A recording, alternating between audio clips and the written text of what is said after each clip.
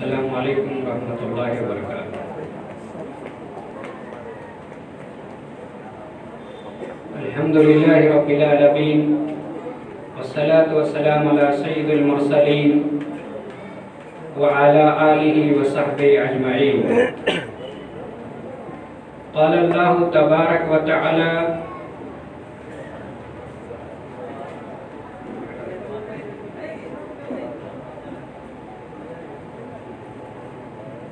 قال اللہ تبارک و تعالی فی القرآن المجید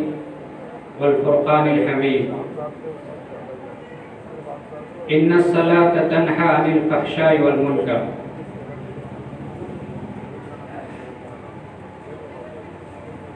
تمام تعریفات اور ہر قسم کی حمد اسی خالق کائنات مالک ارض و سما کے لیے لائق و زیبا ہے جس کے قبضہ قدرت میں دونوں جہاں کی حکومت ہے۔ اس مختصر سی حمد کے بعد لاکھوں درود ہو جیو احمد مجتبی سرور کونین تاجدار مدنی جن کا نام نامی اسم گرامی جناب محمد رسول اللہ صلی اللہ علیہ وسلم۔ محترم بھائیوں اور اس جلسے کے صدر فضیلت الشیخ سید حسین مدنی حفظہ اللہ تولا، ناظم اعلیٰ جمعیت اہل حدیث تلنگانہ، و فضیلت الشیخ ڈیاس پہ بیٹھے ہوئے فضیلت الشیخ سید واجد حسین مدنی حفظہ اللہ، اور دیگر مہمانان و دیگر علماء کرام اور آپ حضرات و مائی بہنوں سے نماز کے تعلق سے چند باتیں آپ کے سامنے پیش کرنا چاہتا ہوں۔ پہلی بات یہ ہے کہ نماز ایک ایسا فریضہ ہے جو تمام فرائض سے ایک الگ تھلگ اس کی اہمیت ہے۔ آپ دیکھیے کہ نماز پچھلی قوموں میں بھی نماز اس قوم کے ماننے والے پڑھتے تھے، اور انبیاء کرام میں بھی نماز کا طریقہ بتلایا گیا تھا اور ان کو پابند کر دیا گیا تھا۔ اور جتنے انبیاء گزرے ہیں ان تمام کو نماز کا پابند بنایا گیا ہے۔ آپ دیکھیے کہ دلیل کے طور پر ابراہیم علیہ السلام اور اسماعیل علیہ السلام یہ دونوں مل کے خانہ کعبہ کو بنائے اور تیار کیے، کہ جیسا کہ اللہ تبارک و تعالیٰ قرآن مجید کے اندر ارشاد فرماتا ہے اِذْ يَرْفَعُ إِبْرَاهِيمُ الْقَوَاعِدَ مِنَ الْبَيْتِ وَإِسْمَاعِيلُ، یعنی ابراہیم علیہ السلام اور اسماعیل علیہ السلام دونوں مل کے خانہ کعبہ کی ایک ایک اینٹ اور پتھر وغیرہ غارہ سب جمع کر کے بنایا کرتے تھے۔ اور اسی طریقے سے ابراہیم علیہ السلام نے کہا کہ یا اللہ تو مجھ کو اور میری ذریت کو نماز کا پابند بنا۔ یعنی اس سے ہمیں اس بات کا علم حاصل ہوتا ہے کہ ابراہیم علیہ السلام نے خود نماز پڑھتے تھے اور اپنی ذریت کو بھی نماز پڑھنے کا حکم دیتے تھے۔ اور حدیث شریف کے اندر ذکر کیا گیا ہے کہ داؤد علیہ السلام کی نماز سب سے بہتر اور افضل کہی گئی۔ تو اس سے بھی معلوم ہوا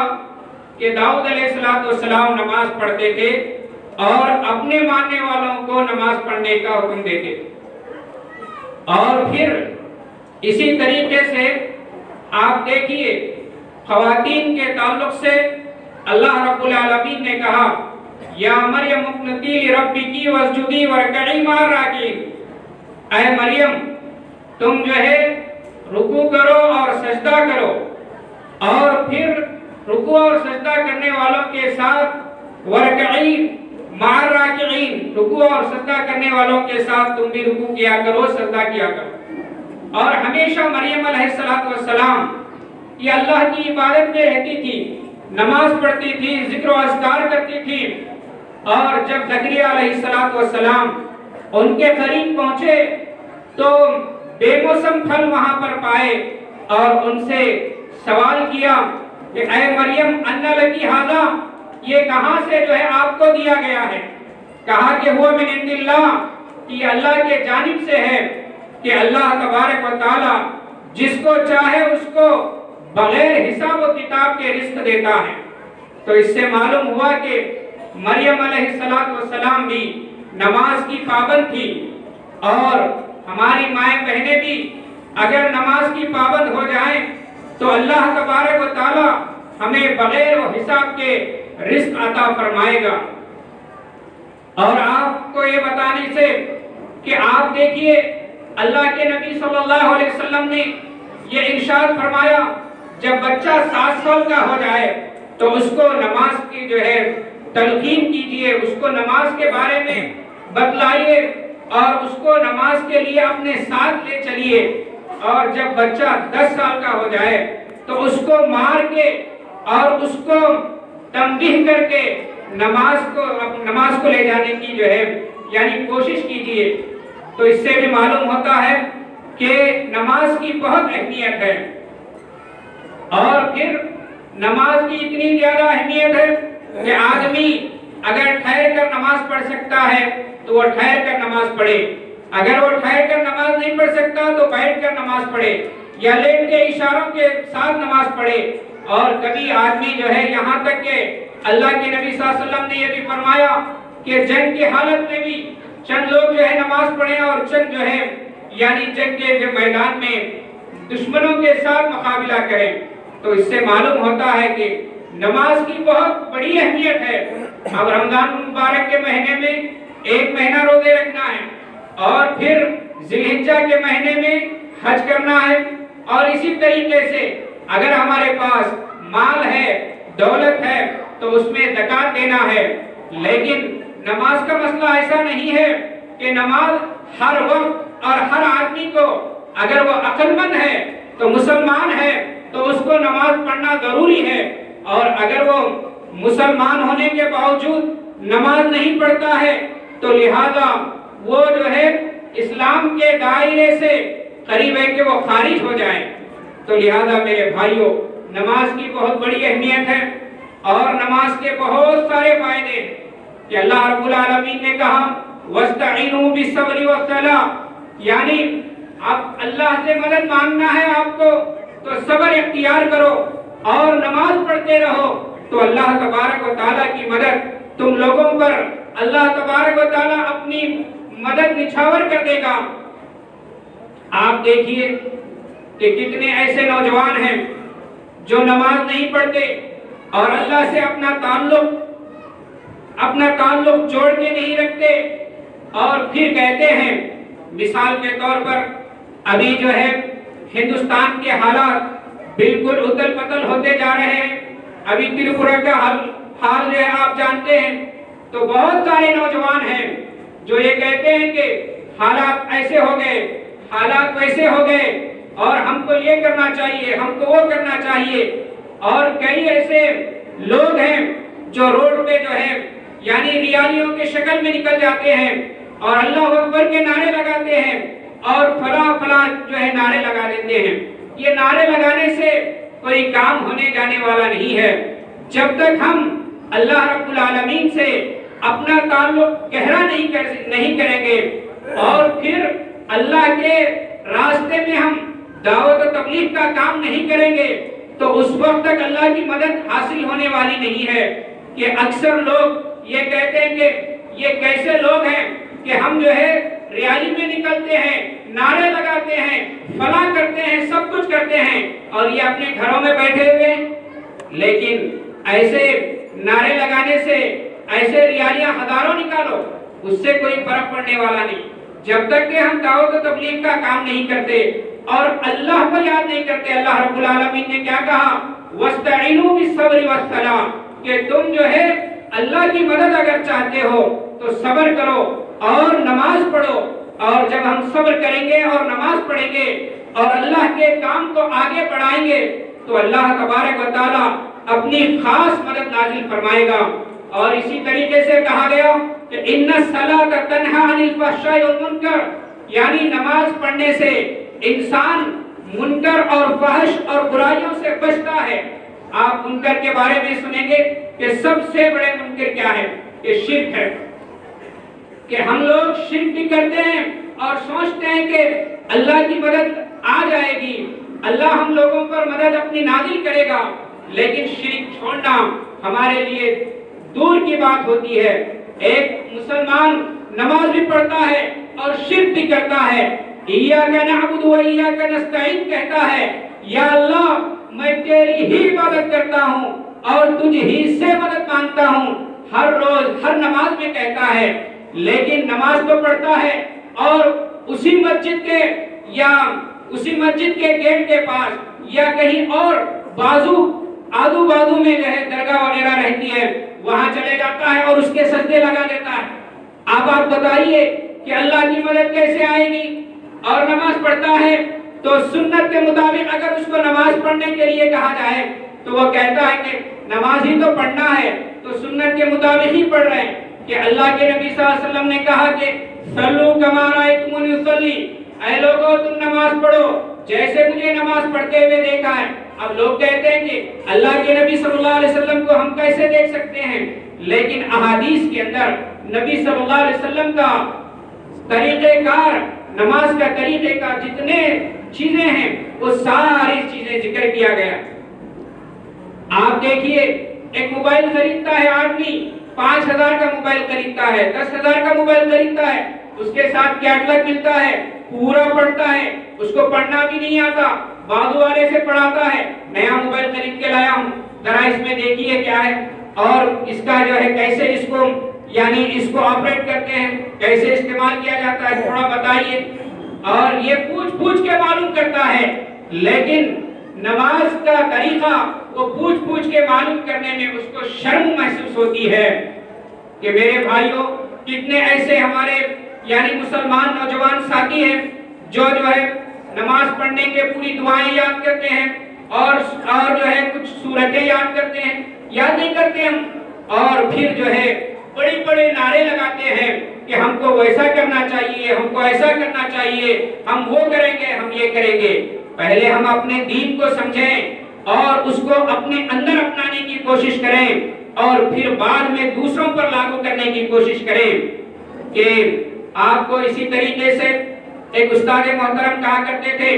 کہ بہت سارے لوگوں کو جو ہے جب وہ سنتے تھے کہ ہم دین کو فلاں کریں گے، دین نافذ کریں گے، حکومت نافذ کریں گے، فلاں کریں گے، تو کہتے تھے کہ پہلے اپنے 5 فٹ کے بدن پر اسلام کے امور کو نافذ کرو، 5-6 فٹ کے بدن پہ، پھر بعد میں اپنے جو ہے دوسروں پر جو ہے نافذ کرنے کی کوشش کیجیے۔ خود کو جو ہے وہ اپنے آپ کو عمل کرنا نہیں پسند کرے گا۔ آپ کتنے ایسے لوگوں کو دیکھیں گے کہ کہے گا کہ یہ نماز کو نہیں آ رہا ہے، یہ مسجد میں نہیں آ رہا ہے، اور خود جو ہے نماز کو نہیں آئے گا۔ تو میرے بھائیوں بتانے کا مقصد یہ ہے کہ ہم کو چاہیے کہ جتنا ہو سکے اتنا نماز کی بہت اہمیت ہے اور اس کی فضیلت بھی بہت زیادہ ہے اور اس کے فائدے اتنے ہیں کہ جتنے اگر آپ جو ہے اس کو گنتے جائیں تو اس کے فائدوں کو شمار نہیں کر سکتے۔ لیکن اللہ کے نبی صلی اللہ علیہ وسلم کا ارشاد ہے کہ اللہ کے نبی صلی اللہ علیہ وسلم نے فرمایا جو بندہ صبح کی نماز فجر کی نماز جماعت کے ساتھ پڑھتا ہے تو اللہ کے ذمے ہے، یعنی جو بندہ فجر کی نماز جماعت کے ساتھ پڑھتا ہے تو وہ اللہ کے ذمے ہے، اور جو اللہ کے ذمے ہے، جو اللہ کی امانت میں ہے، تو اس سے بڑھ کر اور کیا ہو سکتا ہے۔ تو آپ دیکھیے کہ ہم کو چاہیے، اور ایک بات یہ ہے کہ بہت سارے لوگ یہ گمان کرتے ہیں کہ فلاں وہ آدمی ایسا مر گیا،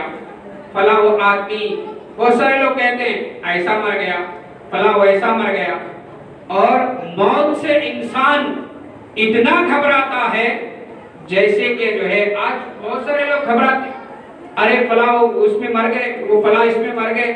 کوئی بیماری کے اندر مبتلا ہو کے مر گیا تو کہتے ہیں کہ یہ فلاں اس کو بد دعا لگ گئی، فلاں اس کو بد دعا لگ گئی۔ لیکن کوئی یہ نہیں سوچتا، ہر کام آپ دیکھیے،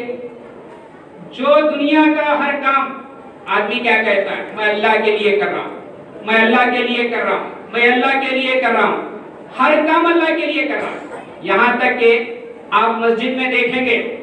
کہ دو آدمی، دو مسلمان، آج کا ماحول بتا رہا ہوں کہ دو آدمی، دو مسلمان مل کے نماز پڑھیں گے، لیکن وہ دونوں کی حالت ایسی ہوگی کہ وہ آپس میں بات کرنے والے نہیں۔ اب ایسی نماز سے کیا فائدہ؟ نماز تو پڑھ رہے ہیں ساتھ میں، اور مسجد کے باہر جب جاتے ہیں تو دونوں آپس میں ملتے نہیں، دونوں آپس میں سلام نہیں۔ جبکہ جو ہے نماز کا فائدہ کیا ہے؟ تمام برائیوں کو نماز مٹا دیتی ہے اور تمام منکر چیزوں کو مٹا دیتی ہے۔ اب اس کی برائی کہاں سے مٹ رہی ہے؟ کہ آپس میں بات نہیں کر رہا ہے، نماز تو برابر ایک ہی مسجد میں پڑھ رہے ہیں۔ تو بتانے کا مقصد یہ ہے کہ انسان جب موت کا اس کے سامنے ذکر کیا جاتا ہے تو وہ گھبرا جاتا ہے اور ہر کام کے لیے کہتا ہے کہ اللہ کے لیے کر رہا ہوں۔ جب ہم آپ اللہ کے لیے کر رہے ہیں اور اللہ سے ہم کو محبت ہے تو اللہ کے پاس جانے کے لیے جو توشہ تیار کرنا ہے اس دنیا کے اندر، اس کو تیار کرنا ضروری ہے۔ آپ دیکھیے، انسان ماں سے محبت کرتا ہے تو ماں کا انتقال ہو جاتا ہے تو بے چین ہوتا ہے، باپ کا انتقال ہو جاتا ہے تو بے چین ہوتا ہے، اور بچوں کا انتقال ہو جاتا ہے تو کم سے کم 1 مہینہ 2 مہینے ڈپریشن میں چلے گئے۔ تو میرے بھائیوں، ماں سے محبت، باپ سے محبت، بچوں سے محبت، رشتہ داروں سے محبت، سب سے محبت، لیکن سب سے زیادہ جو محبت کرنا ہے اللہ سے محبت کرنا ہے۔ تو جب ہم اس کے پاس جانا ہے تو ہم اس کو ڈرنے کی کیا بات ہے؟ اب جب ہم اس کے پاس جانا ہے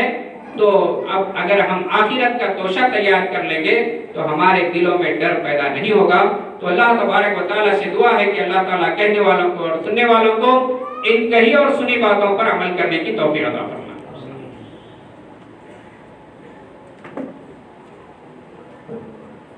جزاکم اللہ خیرا و احسن الجزاء، بارک اللہ فی علمکم۔ حضرت تھے فضیلت الشیخ نذیر احمد جامعی